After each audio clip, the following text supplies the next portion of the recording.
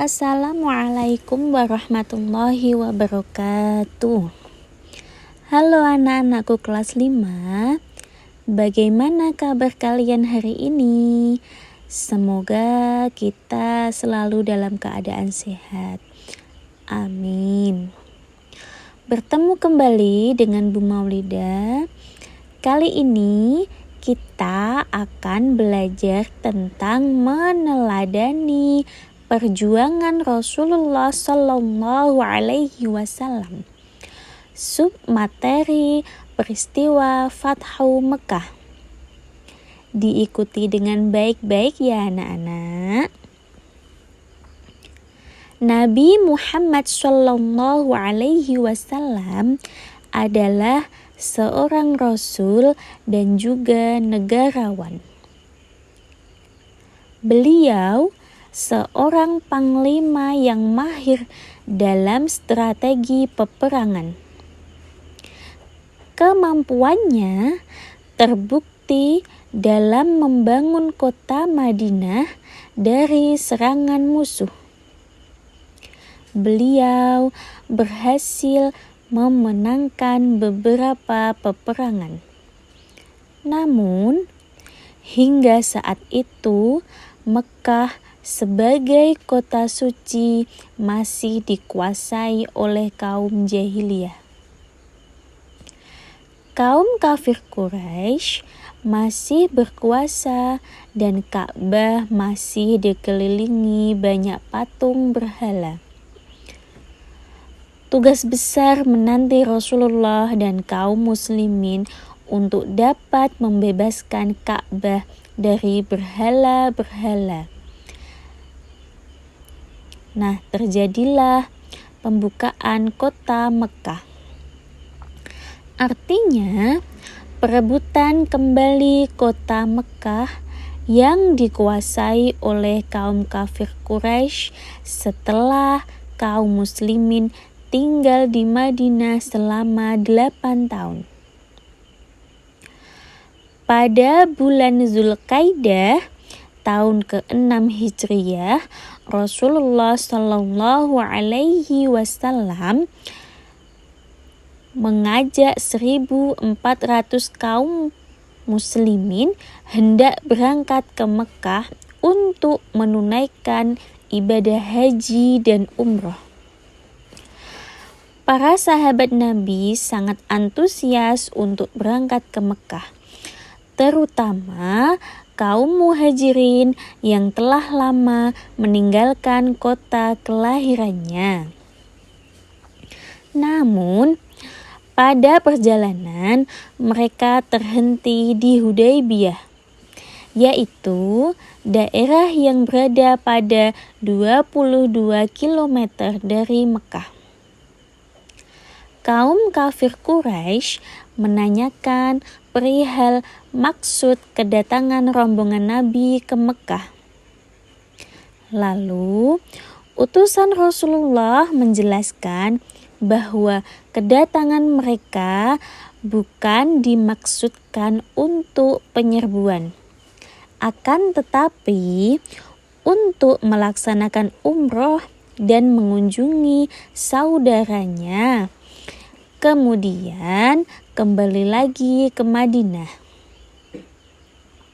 Namun, orang-orang kafir Quraisy keras menolaknya. Kemudian Rasulullah mengutus Utsman bin Affan untuk menemui Abu Sufyan dan pemuka Quraisy lainnya untuk memberitahukan tujuan kedatangan mereka. Utsman bin Affan disambut baik oleh pemimpin-pemimpin Mekah. Bahkan Utsman diperbolehkan untuk melakukan tawaf. Tapi tanpa Nabi Muhammad dan para sahabatnya, Utsman menolak tawaran tersebut. Para pemimpin Mekah tetap bersikeras tidak mengizinkan Rasulullah Shallallahu Alaihi Wasallam dan kaum muslimin memasuki kota Mekah. Oleh karena itu, akan diajarkan perundingan antara kaum muslimin dan kaum kafir Quraisy. Nabi Muhammad memimpin langsung delegasi kaum muslim, sedangkan kaum Quraisy yaitu diwakili oleh Abu Sufyan. Perundingan tersebut menghasilkan perjanjian yang dikenal dengan nama Perjanjian Hudaybiyah. Isi Perjanjian Hudaybiyah yaitu yang pertama, kaum muslimin dan kaum kafir Quraisy tidak saling menyerang atau bermusuhan selama 10 tahun. Yang kedua, kaum muslimin tidak diperkenankan untuk memasuki kota Mekah untuk menunaikan ibadah haji dan umroh tahun ini, kecuali tahun berikutnya, dan tidak boleh tinggal di Mekah lebih dari 3 hari. Nah, yang ketiga, kaum kafir Quraisy yang melarikan diri dari pihak kaum kafir Quraisy ke Nabi Muhammad supaya dikembalikan. Tetapi kaum muslimin yang datang kepada kaum Quraisy tidak dikembalikan. Yang keempat, semua kafilah Quraisy bebas bersekutu atau bergabung dengan kaum muslimin, atau kaum Quraisy yang bersekutu dengan salah satu pihak merupakan bagian dari pihak tersebut. Isi Perjanjian Hudaybiyah yang dianggap tidak adil bagi kaum muslimin membuat para sahabat Nabi geram. Namun, Nabi Muhammad berhasil meyakinkan bahwa perjanjian tersebut dan para sahabatnya itu akan berhasil. Kemudian, Nabi Muhammad dan para sahabatnya kembali ke Madinah, meskipun sepintas perjanjian Hudaybiyah merugikan kaum muslimin. Namun, secara diplomasi, Nabi Muhammad memperoleh kemenangan politik melalui perjanjian tersebut, karena kaum muslim diakui eksistensinya dalam Islam.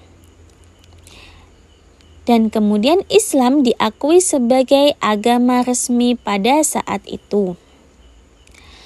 Kaum kafir Quraisy mengakui Madinah sebagai sebuah negara baru. 2 tahun perjanjian Hudaybiyah dilaksanakan, kaum kafir Quraisy telah melanggar perjanjian yang telah mereka buat. Mereka membantu Bani Bakar yang telah masuk Islam sebelumnya hingga mengakibatkan korban jiwa. Para sahabat mengadukan hal ini kepada Rasulullah SAW.